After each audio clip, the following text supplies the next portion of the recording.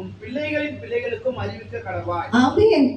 ஆண்டவருக்கு பயப்படும்படிக்கு பிள்ளைகளுக்கும் பிள்ளைகளுக்கு பிள்ளைகளுக்கு பிள்ளைகளுக்கு தலைமுறை வரைக்கும் என்ன சொல்லிட்டே இருக்கணுமா? ஆண்டவர் பயப்படு, ஆண்டவர் பயப்படு. கர்த்தருக்கு பயப்படுற பயம் அதுதான் கர்த்தருடைய ஆசீர்வாதத்தை பெற்றுத் தரும். ஆமென். கர்த்தருக்கு பயப்படுகிற மனுஷன் இவ்விதமாய் ஆசீர்வதிக்கப்படுவான். உன் கையில பிரயாசத்தை நீ சாப்பிடுவாய். உன் மனைவி உன் வீட்டோரங்களை கனிதரும் திராட்சை கொடி போல இருப்பார். இந்த ஆசீர்வாதம் எல்லாம் நமக்கு வேணும்னா என்ன பண்ணணும்? கர்த்தருக்கு பயப்படுகிற பயம் என்ன என்பதை நம் பிள்ளைகளுக்கு போதிக்கணும். போதிச்சாதான் இந்த ஆசீர்வாதம் தானா வரும். ஏன் ஆண்டவர் இவ்வளவு இத முக்கியப்படுத்தி சொல்லிட்டு இருக்காரு தெரியுமா? ஆனா ஒரு சந்ததி அப்படியே விலகி போயிடுச்சு. ஆண்டவர் நேசித்த சந்ததி இஸ்ரவேலர்கள், ஆண்டவர் விரும்பி தெரிந்து கொண்டார் இஸ்ரவேலர்கள். ஆனா அந்த சந்ததி என்ன ஆயிடுச்சுன்னா அவரை விட்டே தூரம் போயிருச்சு. நீங்க நியாயாதிபதிகள் 6ஆம் அதிகாரம் 10ஆம் வசனத்தை 2ஆம் அதிகாரம் 10ஆம் வசனத்தை வாசிச்சு பாருங்களேன். உண்மையிலேயே என்ன தவறு அங்க நடந்திருக்குன்னு தெரியும். காலத்தில் இருந்த அந்த சந்ததியார் எல்லாரும் தங்கள் பிதாக்களுடன் சேர்க்கப்பட்ட பின்பு கர்த்தரையும் அவர் இஸ்ரவேலுக்காக செய்த கிரியையும் அறியாத வேறொரு சந்ததி அவருக்கு பின் எழும்பிற்று.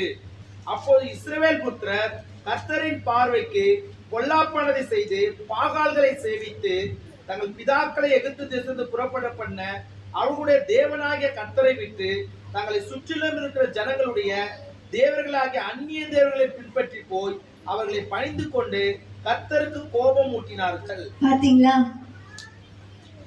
ஜனங்க கர்த்தரை விட்டு தூரம் போனதுக்கான காரணம் என்ன? நாங்க தெளிவா ஆண்டவர் எழுதி வச்சிருக்கிறார். 10ஆம் வசனம், அக்காலத்திலே இருந்த அந்த சந்ததியார், இஸ்ரவேலர்களை பற்றி தான் இந்த இடத்துல சொல்லுகிறது. அக்காலத்தில் இருந்த அந்த சந்ததியார் எல்லாரும் தங்கள் பிள்ளைகளும் தன் பிதாக்களுடன் சேர்க்கப்பட்ட பின்பு கர்த்தரையும் அவர் இஸ்ரவேலுக்காக செய்த கிரியைகளையும் அறியாத வேறொரு சந்ததி அவருக்கு பின் எழும்பிற்று. இப்ப சொல்லுங்க, ரீசன் என்ன? அவங்க தப்பான போனதுக்கு ரீசன் என்ன? சொல்லுங்க பார்க்கலாம். சத்தமா சொல்லி கொடுக்கல. கர்த்தரை அறியாதது. அது மாத்திரம் இல்ல பாருங்க, இஸ்ரவேலுக்காக கர்த்தர் செய்த கிரியைகளை அறியாத வேறொரு சந்ததி. உலகத்திலேயே இன்று வரைக்கும் சரித்திரம் பேசிக் கொண்டிருக்கிறது. கர்த்தர் செங்கடலை பிளந்தார், வானத்திலிருந்து மழையை கொடுத்தார், கண்மலையை பிளந்து தண்ணீரை கொடுத்தார். சொல்லிட்டு இருக்கிறோமா? சரித்திரத்தில் உண்மையாய் நிரூபிக்கப்பட்டது. அப்படிப்பட்ட விஷயங்களை கூட இந்த பிதாக்கள் பிள்ளைகளுக்கு சொல்லி கொடுக்காம மிஸ் பண்ணதுனாலதான் கர்த்தரை கோபப்படுத்தும்படிக்கு அந்நிய தெய்வங்களை வணங்கும்படிக்கு பிள்ளைகள் போறாங்க. இன்னைக்கு ஏன் ஒரு மதத்துக்கு இன்னொரு மதத்துக்கு பிள்ளைங்க தாவி போறாங்க? ஏன் வழி விலகி போறாங்க? அப்ப நம்ம கர்த்தரிடத்துல வல்லமை இல்லையா?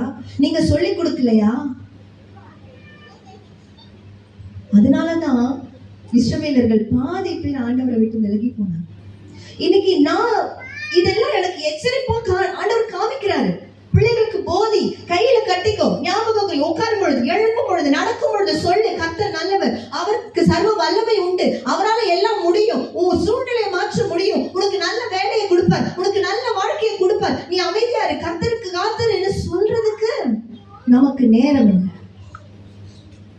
அப்படிப்பட்ட ஒரு சூழ்நிலைக்குள்ள நம்ம தள்ளப்பட்டுட்டோம். ஏன்னா நாமளே பலவிதமான காரியங்களுக்காக எங்கிட்டு இருக்கிறோம். கடன், கஷ்டம், குடும்ப சூழ்நிலை, இதுக்காக நாமளே போராடி கொண்டிருக்கும் பொழுது என் பிள்ளைகளை நான் எப்படி வளர்க்க முடியும்? அதனாலதான் நாம முதலாவது சரியாகணும். நாம கர்த்தர் யார் என்று என் பிள்ளைக்கு ஆணித்தரமா நான் சொல்லிக் கொடுக்கணும். நான் சொல்லிக் கொடுத்தேன்னா என் பிள்ளை கண்டிப்பா விடிச்சு கொண்டு நடப்பான். ஆனா யோசுவாவுடைய காலத்துல யோசுவா கரெக்டா நடத்தியிருக்காரு. அழகா டிராவல் பண்ணி வந்திருக்கிறாங்க. கர்த்தரை நீங்க சேவிக்கணும், கர்த்தரை சேவிப்பது ஆகாது என்று கண்டால் பின்னே வேற யாரை போய் சேவிப்பீங்கன்னு சொல்றாரு. நீங்க அந்த வசனத்தை போய் படிச்சு பாத்தீங்கன்னா யோசுவா இருக்கிற வரைக்கும் ஜனங்க வெகு காலமாய் கர்த்தரையே சேவித்தார்கள் என்று யோசுவா கடைசி புஸ்தகத்துல போடப்பட்டிருக்கும். அப்ப யோசுவா இருக்கிற வரைக்கும், யோசுவாவுக்கு பிறகு இருந்த பிதாக்கள் எல்லாம் கர்த்தருடைய சிற்றையை பத்தி பேசிட்டே இருந்திருக்கிறாங்க. கர்த்தருக்கு கீழ்ப்படி, கர்த்தருக்கு கீழ்ப்படி, கர்த்தருக்கு பயப்படும் சொல்லிக்கிட்டே இருந்திருக்கிறாங்க. ஆனா அதுக்கப்புறமா வந்த சந்ததி அப்படியே மறைச்சிட்டாங்க. டோட்டலா ஆண்டவருடைய அற்புதங்கள், அதிசயங்கள் எல்லாவற்றையும் என்ன பண்ணிட்டாங்கன்னா மறந்துட்டாங்க. அதனாலதான் சந்ததிகள், பொல்லாத சந்ததி எழும்பி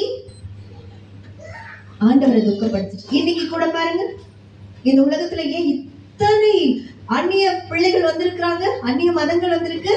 கர்த்தரை அறிவிக்கல, கர்த்தர் யார் என்று தெரியல, கர்த்தர் சர்வ வல்லமை உள்ளவர் என்று தெரியல. ஆனா நாம் அப்படி விடக்கூடாது. இந்த ஊழியம் துவங்கப்பட்டதின் நோக்கம் என்னன்னா, கருவில் இருக்கும் பொழுது அவர் சர்வ வல்லவர் சொல்லி கொடுக்கிறதுக்காக தான் இந்த ஊழியம் துவங்கப்பட்டிருக்கு. அல்லேலூயா. அப்படி போதிக்கிறவர்களாய் நாம் மாற வேண்டும். பிள்ளைகளை கர்த்தருக்குள்ள வளர்க்கிறவர்களாய் நாம் மாற வேண்டும். அவர்களுக்காய் ஜெபிக்க வேண்டும். அவர்களுடைய கீழ்ப்படியாமை நிச்சயமா கர்த்தர் மாற்றுவார். அவர் கையில ஒப்பு கொடுக்கப்பட்ட பிள்ளைகளை ஆண்டவர் விட்டுருவாரா?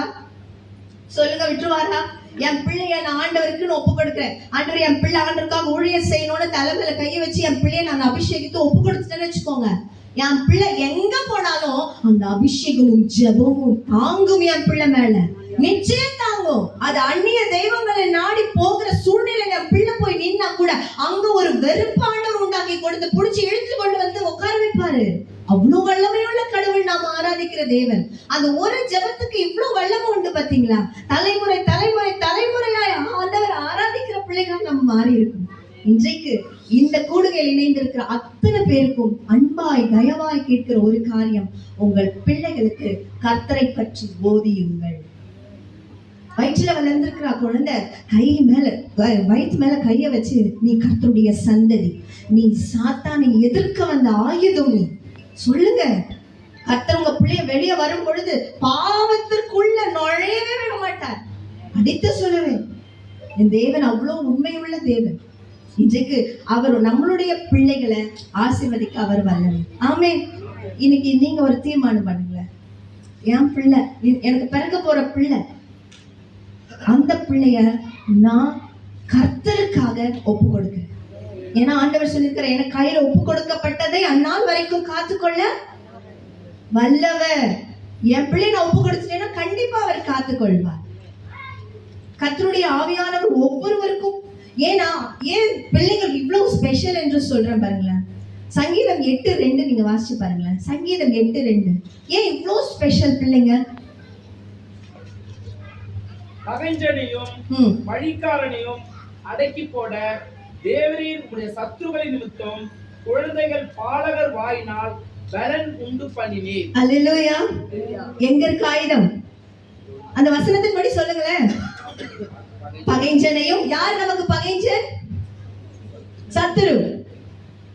பழிக்காரன், யார் நம்முடைய பழிக்காரன்? பிசாசு.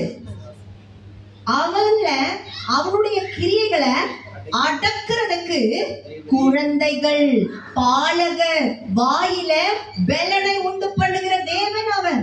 இன்னைக்கு ஓடி விளையாடிட்டு இருக்கிற இந்த குழந்தை அப்பா எப்போ சாத்தானே சொன்னா நடுங்கி ஓடுவான். அவ்வளவு வல்லமை அந்த நாவல் இருக்கு. கர்த்தரை துதிச்சாலே அவங்களுடைய வாயில வல்லமை இருக்கு. ஒரு சாட்சி நான் சொல்லுகிறேன் கேளுங்க. ஒரு கூட்டத்துக்கு ஒரு குழந்தையை தூக்கிட்டு ஒரு அம்மா போனாங்களாம். அந்த குழந்தைக்கு 6 மாசம் தான் இருக்குமா. அந்த இடத்துல எல்லாரும் அந்த கடைசி ஆல்டர் கால் கொடுத்து ஜெபிக்க வரும் பொழுது அந்த இடத்துல இந்த அம்மா போய் நின்று இருக்காங்க. அவங்க பக்கத்துல ஏராளமான பேர் கூடி இருந்திருக்கிறாங்க. இப்ப இந்த பாப்பா என்ன பண்ணிச்சா, ஒரு பக்கத்துல இருக்கிற லேடியை பார்த்து சிரிச்சுதான். அந்த பாப்பாவை அவங்க பார்த்து சிரிச்ச உடனே அந்த பேய், அந்த சகோதரிக்குள்ள இருந்த அலைக்கழிக்கப்பட்ட பேய் சிரிக்காத சிரிக்காத சிரிக்காதன்னு அலறி அன்னைக்கு அது விடுதலையாகி போச்சு. அந்த பாப்பாக்கு எத்தனை வயசு? 6 மாசம்.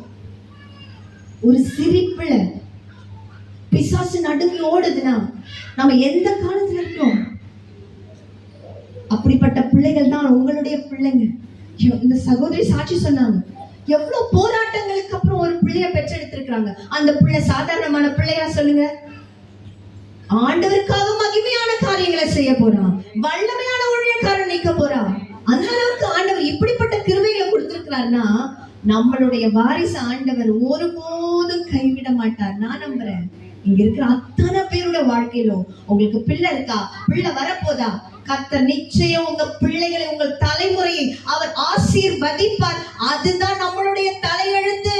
ஆசீர்வாதமா இருக்கிறது தான் நம்மளுடைய தலையெழுத்து.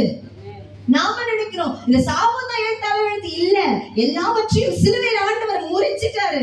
இன்னைக்கு நான் ஆசீர்வாதமா வாழணும். உங்களுக்கு போராட்டம் வருதா, சந்தோஷமா சிரிங்க. கண்ணீர் வருதா, சந்தோஷமா களி கூறுங்க. அதுலதான் பிசாசினுடைய ஆயுதமே இருக்கு. அதனாலதான் அந்த வசனம் சொல்லுகிறது, பகைஞனையும் பழிக்காரனையும் அடக்கி போட குழந்தைகள் பாலகர் வாயினால் பலன் உண்டு பண்ணுங்க. அல்லேலூயா. கடைசி ஒரே ஒரு வசனத்தை வாசிச்சு நிறைவு செய்றேன். யோவேல் 2:28.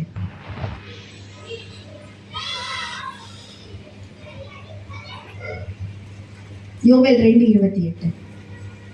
அதற்கு பின்பு நான் மாம்சமான யாவர் மேலும் என் ஆவியை ஊற்றுவேன். அப்பொழுது உங்கள் குமாரரும் உங்கள் குமாரத்திகளும் பிரசங்கம் சொல்லுவார்கள். உங்கள் மூப்பர்கள் சொப்பனங்களையும் உங்கள் வாலிபர் தரிசனங்களையும் காண்பார்கள். அல்லேலூயா. கடைசி நாட்களிலே மாம்சமான யாவர் மேலும் என் ஆவியை ஊற்றுவேன். அப்பொழுது